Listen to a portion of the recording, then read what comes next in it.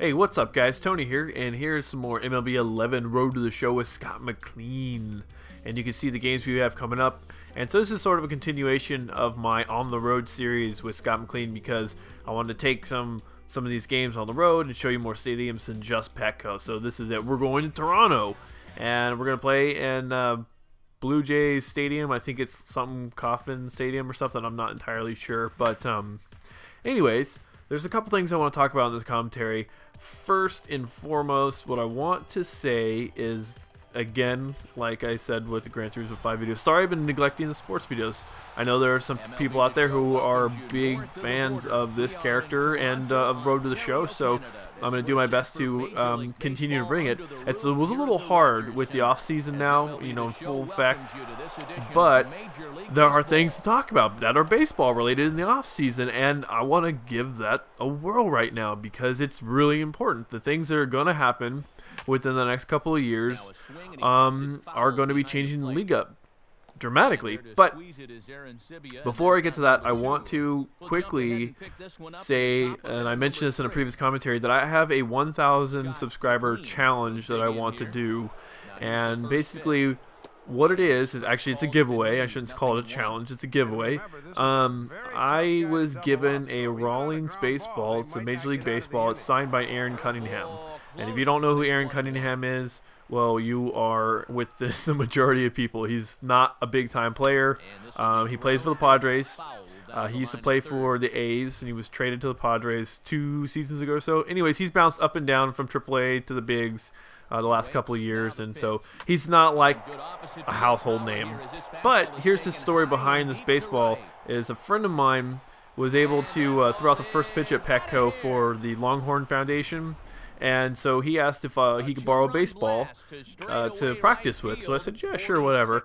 And I gave him a pretty nice Pearl that I hold on to. I usually keep it in my car. It's one of those balls that I keep in my car. And, you know, if I'm on a long drive or whatever, you know, if anyone's a pitcher, you probably already know this. But if you're not, you know, pitchers are kind of strange. We're weird people. Well, while I was driving on long road trips, I would take the ball and switch from fastball to a slider to a curveball to a changeup grip, and, you know, rinse and repeat, do it over again. So I sort of had an attachment to the ball. I mean, it wasn't like I was cried over the fact that he lost the ball, but he lost the ball and he couldn't find it. And so the Padres gave him this baseball, and so he gave it to me. And so I figured, you know what, hey, the baseball I had, it was just a baseball. You know, this is cool, signed by Aaron Cunningham, and I'll put some pictures in here so you guys can take a look at him, if I haven't already. And so basically, what I'm going to do is, if you guys are interested, and I'll mail this to you for free, you know, what I will do is, if you want to get in on this, just send me your I don't know, just send me a message on YouTube saying, hey, I want to be in on this 1,000 subscriber giveaway. And I'm not going to do it until I have 1,000 subs, which is going to be maybe, I don't know, in the next month or so. We'll see. I'm at 900 and something right now. I'm not exactly sure, like 910 or 12 or 13 or something like that. So when that happens, when I get the 1,000 mark, what I'll do is I'll tweet out there like, hey, 24 hours from now, I'm going to do the 1,000 subscriber giveaway. If you guys want to put your name in the hat, you know, tweet me or whatever, PM me, and I'll put it in the hat, and maybe I'll do a video about it and pull the name out of the hat. It'll be a baseball cap, of course. And then I'll get in direct contact with you, and I'll mail you the baseball, and simple as that. And so that's going to be my 1,000 subscriber giveaway. It's Major League Baseball, signed by Aaron Cunningham. There's not paperwork that comes with it, though. It's just the ball, the number, and the box, which you can probably hear rattling right now. And I accidentally tore the back of the box. Sorry, guys. It was my mistake. But it's not even his handwriting. It just says signed by Aaron Cunningham and some girl's handwriting. You can tell because it's nice. And legible. But anyways, yeah, I'll show you guys some pictures of the ball. And that's it for the giveaway. Other than just, I don't need you to subscribe. Well, I mean, nice if you're a subscriber. That would help, but there's no way for me to verify. I'm not going to go through 1,000 people to make sure you're a subscriber. I just don't have that much time. And you don't have to favor or like or anything like that. Just, you know, toss me a message or a tweet or whatever, and I'll make sure to write down all the names and stuff. Or we'll do your usernames, and then we'll get into real names when I actually send you the ball or whatever. We'll work on that later. But anyways, one of the things that I think is funny about the offseason, and the Padres have done this, is that and the Marlins are going to do it. They're going to be moving. They're going to be called the Miami Marlins now instead of the Florida Marlins next season. So they've got a brand new stadium and a brand new look, and they're changing the direction of their organization. And so the Padres, you know, they decided that they're going to change their uniforms up. And I don't like them. One, there's really no reason for them to change uniforms anyways, you know. But I don't know. It just seems like they changed up their uniforms to distract the fan base that, oh, yeah, we had a shitty season, you know. And they seem to change uniforms up every 3 or 4 seasons, it seems like. And the funny thing is they put this thing out on Facebook. They're like, here, check out our new uniforms. And people are just like, okay, how about we have a winning team first, you know. Let's not worry about the uniforms. And, of course, the other half of the people were like, bring back the brown and yellows. Bring back the brown and yellows. And I think it's kind of funny that people, they have a love affair with our brown unis. And my high school was brown and yellow, and our uniforms, our high school, you know, JV, varsity, and freshman uniforms were brown and yellow, and they were pretty damn ugly, I have to say. But for some reason, Padre fans right now are just in love with the brown and yellows. So I actually wouldn't be surprised if the Padres organization did eventually go back to the brown and yellows. I mean, there are no teams in Major League Baseball that are brown and yellow, and probably for a reason. But for the time being, it might be one of those things you're just like, hey, that's kind of cool, you know? So anyways, yeah, the Padres have changed up their uniforms. Basically, the difference is they're going to take their existing uniforms and add chest piping to them, which I think looks ridiculous with the unis. And they still have their military. It's a Marine Corps camo for Sunday games, which I think is totally cool. Some people hate them. I love them. I think it's a great idea. I have the old style that was like an actual camouflage swap and not the digitals.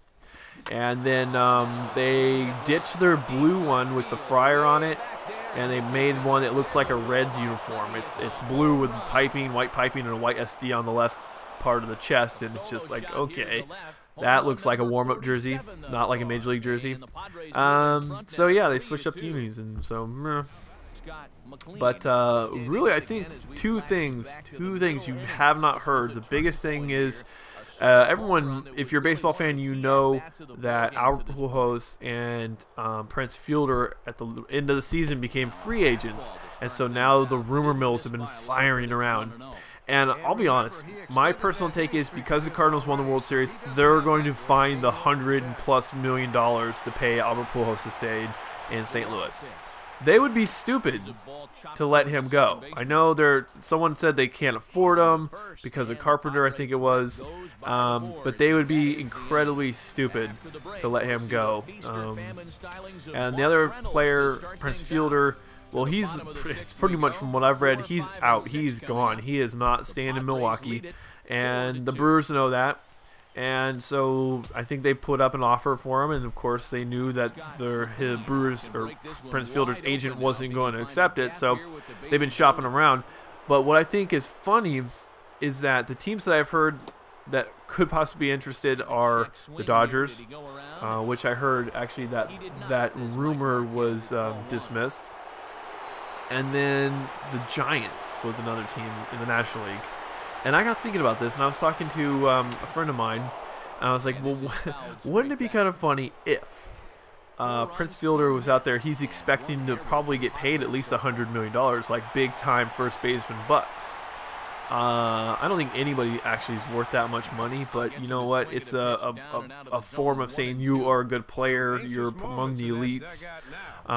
So we're going to pay you an elite salary, which I think is just bullshit anyways. They should have a salary cap. I mean, these guys are making millions and millions of dollars, and anyways, yeah, I mean, I don't know. I don't want to get into that topic, but the thing is that if you look at the league, there's not really teams that can afford that kind of a salary looking for a first baseman. You think immediately the teams that I think about would be the Yankees and Red Sox, and they both already have first basemen locked in for a while.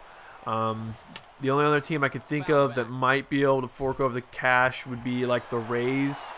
I don't know what their first baseman situation is. The Phillies already have Howard. They don't need a first baseman. You know, the Cardinals, you know, I don't know if, I don't think they're going to trade up for Fielder and let Albert Pujols go. That would be kind of weird. But I had heard that rumor because Prince Fielder is only 27 and Pujols is, what, 31 now or something like that. So he's got another good 8 or 9 seasons left in him. But they're treating him like he's an old dog, like he's going to die tomorrow. But I just don't know what other teams could possibly take him. Maybe the Mets. And of course, I heard that a rumor that perhaps Florida,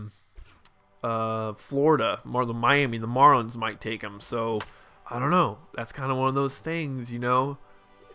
Is it gonna happen? I don't know. And where are they gonna go? Is it gonna happen, you know, in the springtime that he makes a decision to where he's gonna go, or is there gonna be one of those things that happens in the winter, soon and early, and it gets all settled down? I don't know. But what do you guys think? What do you guys think about the Albert Pujols and Prince Fielder situation? Where do you think they're gonna go? Like I said, I'm pretty sure Pujols is gonna stay in St. Louis.